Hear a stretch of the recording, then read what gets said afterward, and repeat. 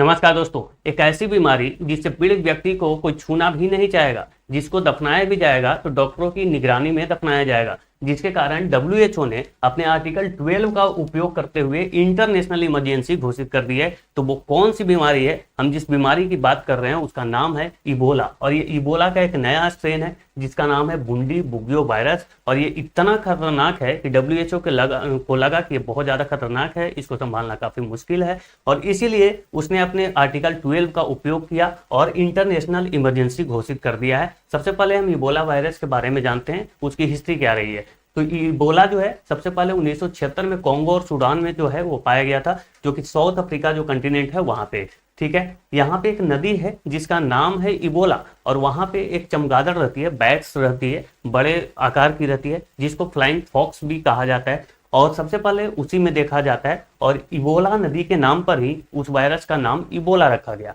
फिर वहां पे वो जो बैट्स हैं, जो चमगादड़ हैं, वो जानवरों पे अटैक करते हैं। ठीक है, तो जानवरों में वो फैल जाता है, मतलब कि चमगादड़ से वो कहाँ चला गया, जानवरों में। और जंगल में जो है हिरन का शिकार करने या फिर और भी जो जंगली जानवर उसका शिकार करने के लिए वहां पे एक जनजाति रहती है जिसका नाम है बुशमैन, और वो फिर वही जो है शिकार करने के दौरान वो जानवरों से फिर मानव में प्रवेश कर जाता है। बुंडी बुगियो जो स्ट्रेन है वो क्या है, तो बुंडी बुगियो जो इबोला का एक रेयर स्ट्रेन है। पहली बार इसे 2007 में युगांडा के बुंडी बुगियो एक जिला है वहां पे इसको देखा गया। यह स्ट्रेन जो है वो बेहद खतरनाक माना जाता है, क्योंकि इसके जो डेथ रेट हैं वो 30 से 50% तक हो सकता है, और सैकड़ों जो सस्पेक्टेड जो केस हैं वो अभी तक आ चुके हैं, और करीब करीब 80 लोगों की इससे मृत्यु भी अब तक हो चुकी है।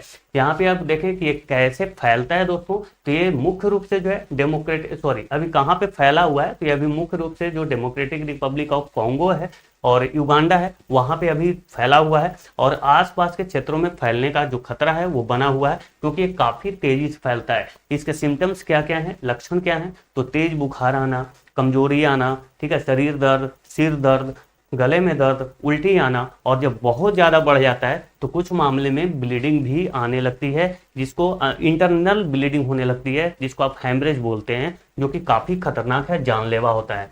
ठीक है, ये जो है किस तरीके से फैलता है, तो यह वायरस संक्रमित व्यक्ति के बॉडी फ्लूइड से फैलते हैं। बॉडी फ्लूइड्स कहने का मतलब है जैसे कि ब्लड हो गया, फिर स्वेट्स हो गया, वोमिटिंग हो गया, जैसे कि और भी जो दूसरे जो बॉडी फ्लूइड्स हैं जैसे कि लार हो गया, सलाइवा हो गया, इस तरीके से ये काफी ज्यादा फैल जाता है।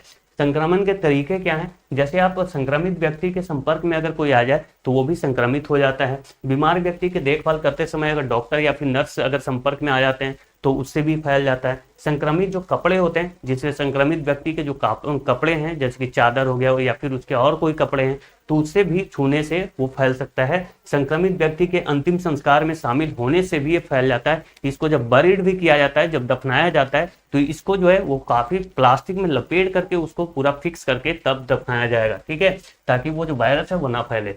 प्रिवेंशन क्या है कि बचाव और सावधानियां क्या आपको बरतनी चाहिए, तो संक्रमित व्यक्ति के संपर्क से बचना है, हाथ को बार बार धोना है जैसे कि कोरोना में आप करते थे, है ना, साफ सफाई रखना है, बीमार व्यक्ति के बॉडी फ्लूइड्स को टच नहीं करना है जैसे कि वोमिटिंग हो गया, फिर स्वेट्स हो गया, लार, सलाइवा, ये सबसे बचना है। अफवाहों से बचें, और डब्ल्यूएचओ की जो गाइडलाइन है उसको आपको फॉलो करना है। मास्क हमेशा पहनना है, हाथ को बार बार धोना है, सैनिटाइजर का उपयोग करना है। ठीक है, भीड़ भाड़ वाली जगहों से बचें, और जंगली जानवरों के संपर्क में आने से बचें, और स्वस्थ भोजन करें, स्वच्छ भोजन कीजिए।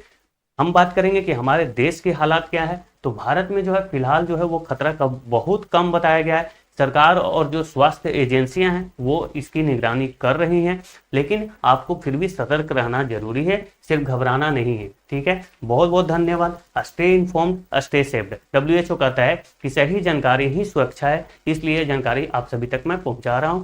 आपको जानकारी कैसी लगी तो आप कमेंट में जरूर बताना, और वीडियो को शेयर कर दीजिए ताकि सबके पास ये जानकारी जरूर पहुंच सके। Thank you so much. जय हिंद।